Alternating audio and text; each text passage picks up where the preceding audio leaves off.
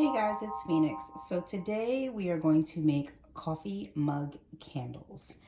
Now, you can easily get a candle from anywhere. I got these from Big Lots. You can go to Joann's or Target or Walmart or wherever.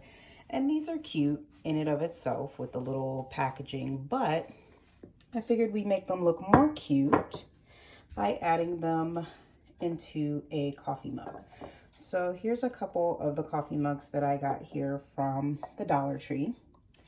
And I wanted to just melt down the wax from the candle. So what you do is you get your standard glass candle. You fill up a pot of water. You're gonna sit your candle down in there and you put it on low. And as the wax starts to melt, you're gonna pull out the wick. You're gonna put that to the side and save it, because what we're gonna do is take that wick and glue it into the bottom of the cup. But for now, this is what we're gonna do.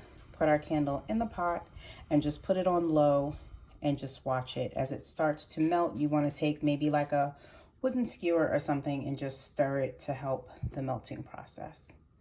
But here are the mugs we're using. And for these two, we're going to use this crushed peppermint candle, which smells so good, by the way. And then these two, we're going to put the Christmas sugar cookie. Okay, guys, so while our wax is melting, what we're going to do is, I have a wick here from a previous candle. It was a Dollar Tree candle also that I had. And then I have a wooden skewer. We're going to take this, put a little dab of glue on the bottom of this little silver part here, and then you're going to glue it down right into the middle of your cup. Okay, so here's the wick. Just put a little bit of glue on the bottom there. And then you're going to take your cup and try to get it as centered as you can. And there you go. And then we're going to give that a second to dry just a bit. If you want to add a little extra glue on top, just around the edge to seal it, you can as well, which I think I'm going to do.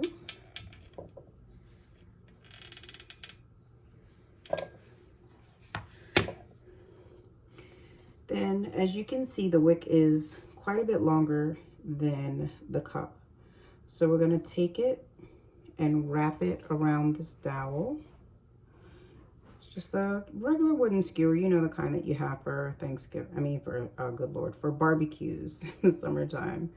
I had some extras, or anything really. You can get a stick from outside if you don't have any. I'm going to use some tape to secure the skewer in place just while the glue is drying on that wick, as well as when I do pour the wax in so that it doesn't move at all. Had that happen before and I had to basically start all over. So lesson learned. There's no rocket science to candle making. Now you can get just the regular wax beads from Amazon or Walmart or Michael's or something, but I wanted specific scents for my candles. Like for instance, my living room is going to be a candy cane theme, so I found this cute candy cane cup from the Dollar Tree, and then that candy cane candle. So I could mix all of my essential oils, but I didn't really want to waste my essential oils for that purpose when I could just buy the candle. And actually the candle that I got was from Big Lots. Again, it was $5 and I'll be able to fill 2 cups with it. So I figured that was a better deal. And I'm getting 2 wicks out of it, so you don't have to worry about buying the wicks as well. As you can see, they're starting to melt some. So what I like to do is take the skewer and kind of zhuzh it around a little bit to encourage it, not too much, and then leave it be to do its thing. Same with this one. It's not quite melted enough to get the wick out, but it's on its way. I did turn the heat up a little bit to about a medium. So I'm gonna give it a little bit more time. Okay guys, so the candle has melted significantly, but I need to disperse of some of the wax in order for the rest to melt. So I'm going to pour as much as I can into 1 cup.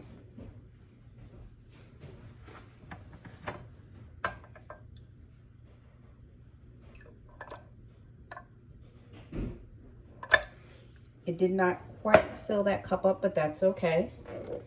And then I'm gonna place the rest back into. Okay, so I had a little bit of difficulty after I poured the wax into that cup because then the actual jar candle became too light and it was like bouncing around in the pot. So I had to take some of the water out of the pot in order for it to just sit flat and continue to melt. So this is the second one. And oops, this is why you pour it on top of a some sort of surface, which I used my cutting board. This one is the second one, and I also had difficulty with this one as well. This is the crushed peppermint one. The trouble I had with this one was that the wick broke on me. So I did not have a wick to put in here. So I had to repair the wick off camera. And as you can see, I had a little bit of splashing here, but it's okay. You know, it's only wax. It'll clean up with a little bakery scraper, so no worries. But these two are poured.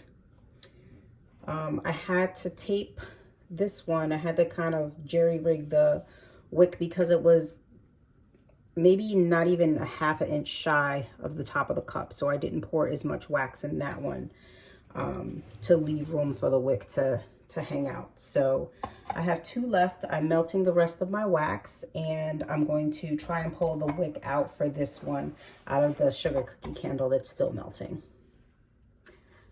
Okay guys, so something that I thought that would be super cute would be to add some sprinkles to the top of the sugar cookie one, since when we make Christmas cookies, you add sprinkles on your Christmas cookies. So what I'm gonna do is I'm gonna wait until it's still not solidified enough for me, I think, to add the sprinkles.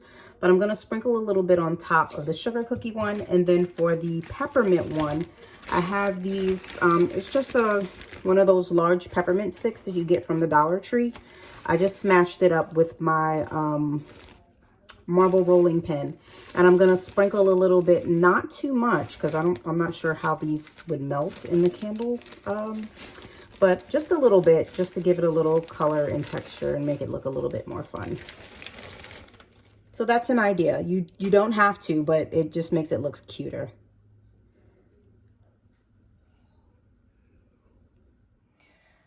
Okay guys, excuse the extremely messy work area. But the point is that my candles are all made and solidifying, and I think they came out great. I did add a few drops of essential oil to each of them, about 10 drops to the peppermint, and with peppermint obviously, which is this one, and then the peppermint cup one. And then I also added a few drops of vanilla to the sugar cookie, the Christmas cookie ones. And like I said in the video before, the Christmas cookie ones, once they have solidified enough to where this will just kind of sit on top, I'm gonna sprinkle a little bit of the holiday sprinkles. And for the peppermint, I'm gonna sprinkle a little bit of this crushed peppermint on top. But we're gonna give them a little bit of time to kind of get a little bit more solid, just so that the candies and sprinkles can sit on top.